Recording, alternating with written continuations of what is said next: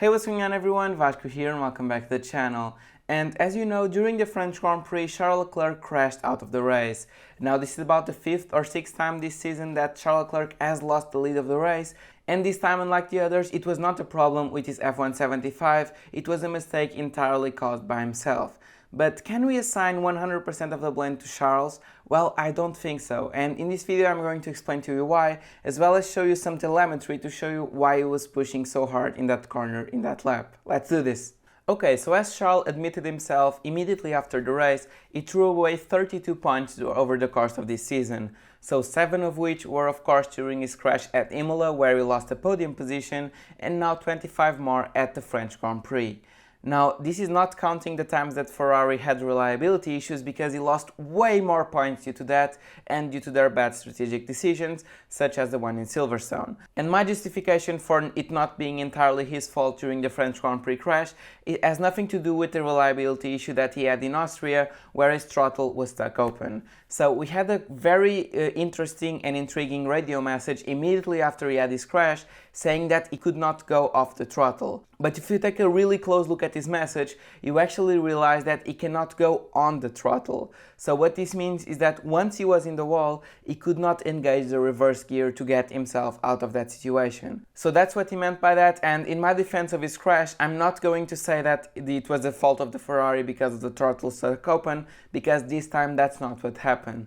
What I am going to say is I'm going to talk about the environment that Ferrari is proportioning to Charles. So I have my notes here, and if you take a look at the current season of Formula 1 so far, Ferrari already threw away easy victories in Baku, Barcelona, Monaco and Silverstone for Charles. So what I mean by this is that both in Baku and Barcelona, Ferrari had massive reliability issues, whereas Charles was in the lead of the race, and honestly, both in Baku and in Barcelona, I think that Ferrari could easily have won those races, because they had the superior car in Barcelona, and in Baku their strategy was working better than Red Bull in my opinion.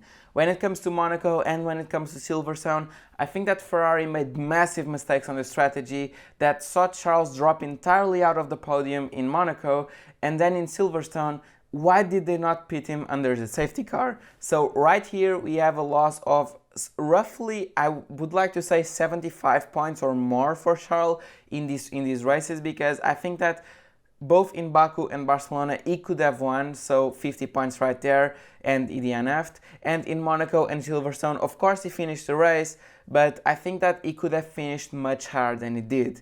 So that's why I think that Ferrari already threw away a lot of points, and this just comes into play on why I think that we cannot put the entire fault of the accident on Charles. So if you take a look at this season so far, you see that Charles began by winning both opening races and put himself in a very good position to win the championship, as he had a very commanding lead over Max Verstappen once we reached the end of the Australian Grand Prix, and a lot of people were saying that Ferrari finally did it. But what they have shown ever since is that Ferrari don't have a team capable of winning a world championship right now because of their operational mistakes. And I've referred some of them so far in the engine department and in the strategy department, but then you have basic failures such as the one that happened in Austria, where the throttle pedal was stuck open, and Charles really won that race with luck, because at any point over that race the throttle pedal could have gone to 100%, sending him into the wall. So I just don't know how he won that race, so massive props to him for that. But even though I think that the F175 is about a tenth faster than the Red Bull after the most recent updates, I just think that the combination of that car's unreliability with the engine department plus the strategic mistakes that Ferrari are making mean that Charles is losing a little bit of confidence in that car, and unlike Max Verstappen, who can go into each and every weekend knowing he will have a solid car and a solid platform that will not have any of those kinds of reliability issues, and he can count on that team to make the best strategic decision, well, Charles by this point cannot say the same for Ferrari. He seems to be falling out of love with the team, and he seems to not trust them at all, both in strategic decisions and when it comes to car reliability. So just over the course of the French Grand Prix, Ferrari had an unsafe release with Carlos Sainz, which cost them the podium, and then they had the last minute pit stop with Carlos Sainz, which also cost him the podium. So I think that over the strategic department, Ferrari were not there when it came to the French Grand Prix weekend. And if you listen to the FP1 highlights on the Formula 1 channel, you'll see that Ferrari was having turbocharger issues with Leclerc's car. So you can imagine that if you are in a position of fighting for a championship and you are constantly afraid that your team is going to make more bad strategic decisions and that the engine is going to blow up at any minute, you are going to have so much added pressure to that championship fight that you cannot have when you're dealing with the championship. You need to have a cool head and just think about everything that's going to happen in the race weekend and not have any added pressure caused by your team. Your team, and you see this with Mercedes doing it very well, is there to cool you down, to provide you with the best machinery, and to be the ones that you can count on when you're mounting a championship fight. And instead what Ferrari are providing to Charles is a very stressful environment. And I just think that this is one of the reasons that we cannot blame the full extent of the crash at Charles himself, because I think that if it wasn't for those easy victories that Ferrari threw away over the course of the season, the pressure on Charles would be so much less that he would not be making these kinds of mistakes. Now, of course, I'm assigning blame to Charles. He's fighting for a championship in the best car, and he needs to make up for his team's downfall. He needs to make up for the strategic mistakes that Ferrari are making and for the reliability issues by being on his A game every single time. And as he said himself, he threw away 32 points, so if he loses the championship by anything less than 32 points, it will be on him. And drivers cannot make these kinds of mistakes when fighting for championships, but I'm just saying that Charles cannot be put 100% of the blame, because if you take the 2022 version of Charles Leclerc and put him in another team, I think he would make a lot less mistakes, and I think that his championship fight would be much healthier. Okay, and now to show you why Charles was having to push so hard in that race, I'm very excited to show you something brand new for the channel. So over the last couple of weeks, I've been developing a small Python script using the Fast F1 API that allows me to download race telemetry. So for those of you who don't know what race telemetry is, you can see it right here on my screen right now. It's the data that comes from the car. So right here you have the speed of the car, then the throttle application, the brakes, and the DRS usage.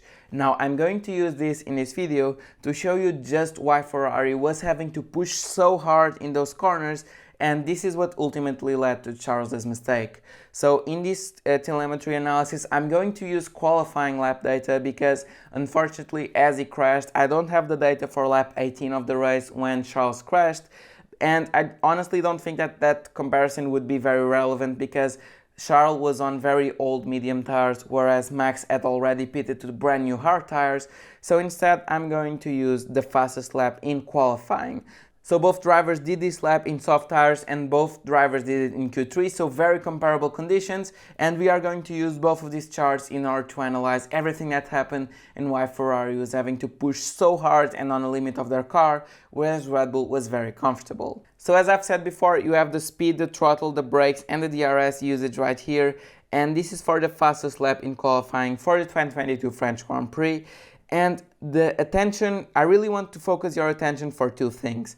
So in this video, we are going to pay more attention to the speed right here, so to the speed curve, because it's the one that I think really shows you everything that's happening in the cars. But over the next couple of weeks, I'm going to have a brand new video showing you details on every single one of these categories. So subscribe if you guys don't want to miss it, because I'm going to be using these tools a lot more over the next couple of videos.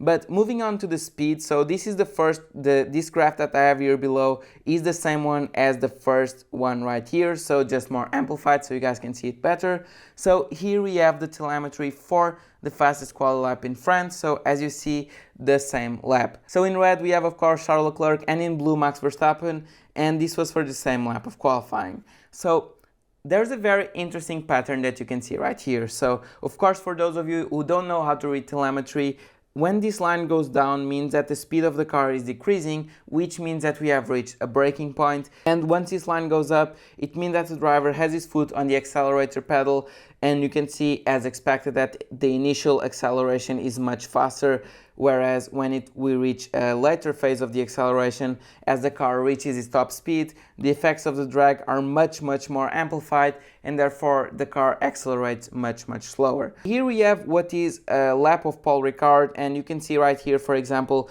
this would be turn 1, this would be turn 3, this would be turn 4, 5, and here would be the chicane on the Mistral straight. Of course that some of the corners are flat out, so they are a little bit trickier to spot in the telemetry data, but we are going to do our best. So the first thing that I really want you to see is right here before the chicane. So the chicane is right here, this point. Of course that they only brake for the first corner and then they let the car do its thing, and then they accelerate at the exit of the chicane right here. So the thing that I really want you to pay attention right here is the difference between the red and the blue line. So you can see the blue line marking Red Bull comes much higher at this point right here compared with the Ferrari. And this means that the Ferrari has a smaller top speed than the Red Bull. And if you take a look at the scale right here, each block right here in the scale is about 10 kilometers per hour. So you can see that Red Bull is about 10 kilometers per hour faster than Ferrari at the end of the straight. Now this represents a massive gain in lap time, because if you take a look at every single straight of the race, so right here, then you have right here, and then you have another one right here at the end of the lap, you see that Red Bull is always faster than Ferrari at the straights. So this is basically free lap time for Red Bull to use, and this is a massive advantage against Ferrari because they have a massive straight line speed advantage. And what this means for Ferrari is that they have to gain all that time back on the corners. So unlike Red Bull, who really only need to put their foot down and then gain an advantage on the straight, which is a very easy and safe way to gain time, Ferrari really need to risk more in the corners in order to stay ahead. And you can see right here the Red Bull straight line speed advantage is then overcome by the fact that the Ferrari has more downforce and can start to accelerate earlier. So you can see right here that even though Max Verstappen has a greater top line speed in this straight right here, Charles can start to accelerate a little bit early. And this is the same and very obvious right here in this corner, where you can see that even though Max is slightly ahead in the top speed department, Charles can accelerate much sooner. So once again, Ferrari is gaining all of their advantage from the corners, whereas Red Bull is trusting on the straights.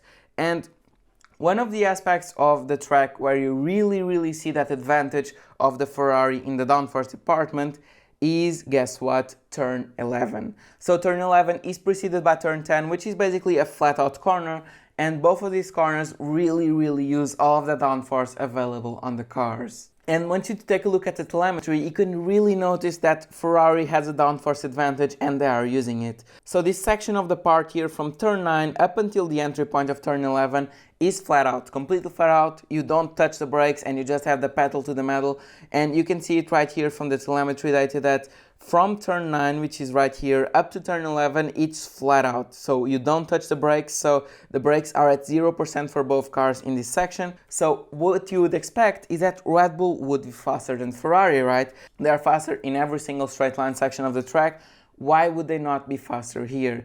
And the reason is that Ferrari has more downforce, so they have better grip through that corner, which allows their car to accelerate better. So unlike the straight line speed deficit that you see right here, here you see that the cars are much more evenly matched, and that once we reach turn 10, which is right about here, then the acceleration curve for both cars is about equal. And what this means is that this is an area where Ferrari gains back a little bit of time to Red Bull, and therefore it's in the corners that they need to push more.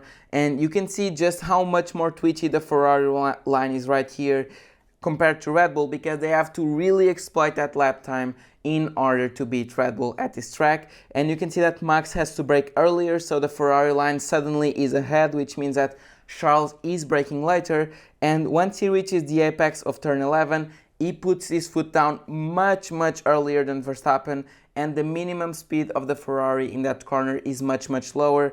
And such as we have seen before in the straight line, it's here that this deficit favors Ferrari and not Red Bull.